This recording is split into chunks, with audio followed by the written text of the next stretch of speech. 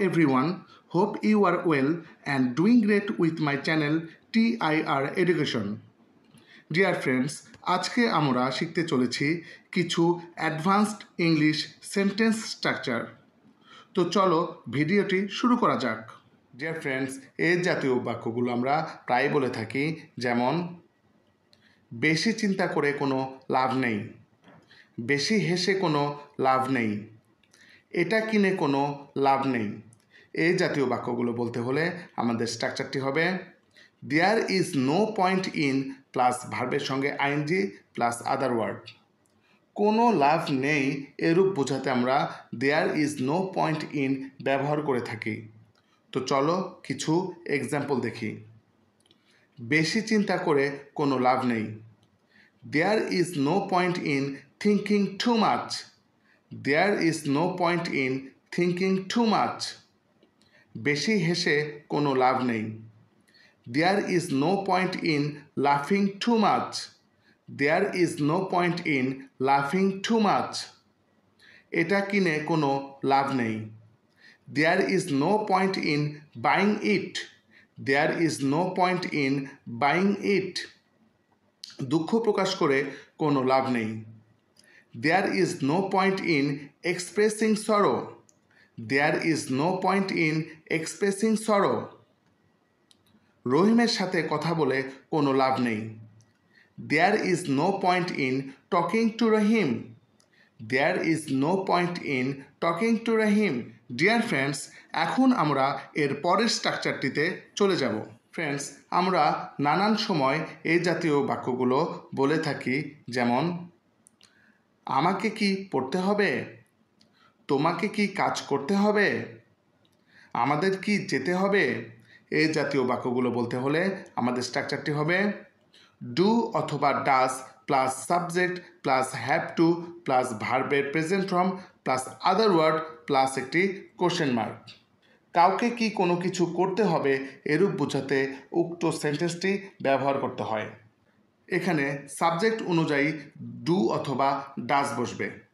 তো চলো কিছু এক্সাম্পল দেখে নেই। আমাকে কি পড়তে হবে, do I have to read, do I have to read. তোমাকে কি কাজ করতে হবে, do you have to work, do you have to work. আমাদের কি যেতে হবে, do we have to go, do we have to go. তাকে কি শিখতে হবে, does she have to learn, does she have to learn. সীমাকে কি নাচতে হবে, does Seema have to dance, does Seema have to dance. Deer friends, now it's your time. এখন এই দুইটি স্ট্রাকচার হতে তোমাদের প্র্যাকটিসের জন্য দুইটি সেন্টেন্স দেওয়া হলো। ক্রিকেট খেলে কোনো লাভ নেই, আমাকে কি খেতে হবে।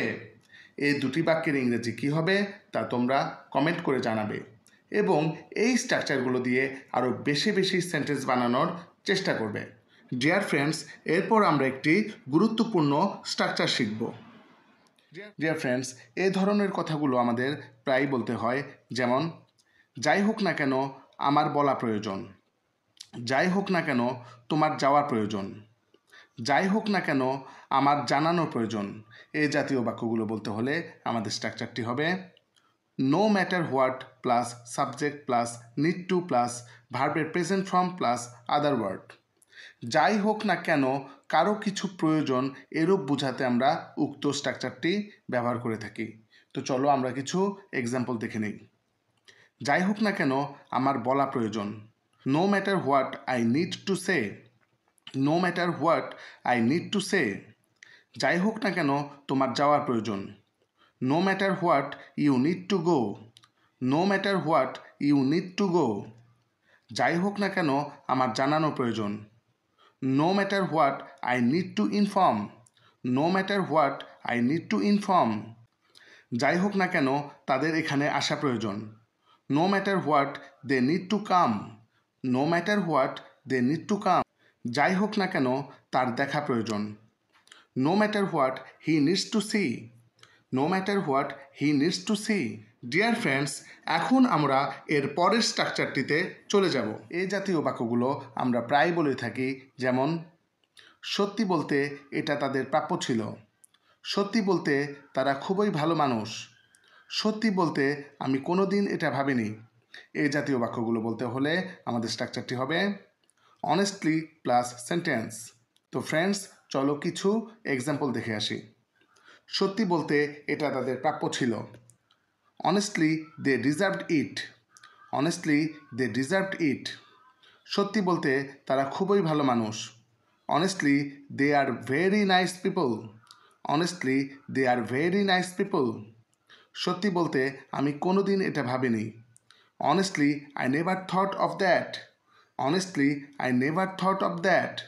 সত্যি বলতে এতটা খুশি আমি কোনো দিনও হইনি। Honestly I have never been so happy. Honestly I have never been so happy. সত্যি বলতে সে একটা অভদ্র ছেলে। Honestly he is a rude boy. Honestly he is a rude boy. Dear friends, now it's your turn. এখন এই দুইটি structure হতে তোমাদের প্র্যাকটিসের জন্য দুইটি সেন্টেন্স দেওয়া হলো। যাই হোক না কেন, তোমার ইংরেজি শেখা প্রয়োজন। সত্যি বলতে আমি তোমাকে পছন্দ করি। এই দুটি বাক্যের ইংরেজি কী হবে তা তোমরা কমেন্ট করে জানাবে এবং এই স্ট্রাকচারগুলো দিয়ে আরও বেশি বেশি সেন্টেন্স বানানোর চেষ্টা করবে। ভিডিওটি ভালো লেগে থাকলে একটি লাইক করে দিও এবং এমন আরও ভিডিও পেতে চ্যানেলটি সাবস্ক্রাইব করে নিও। See you in the next video. Good bye.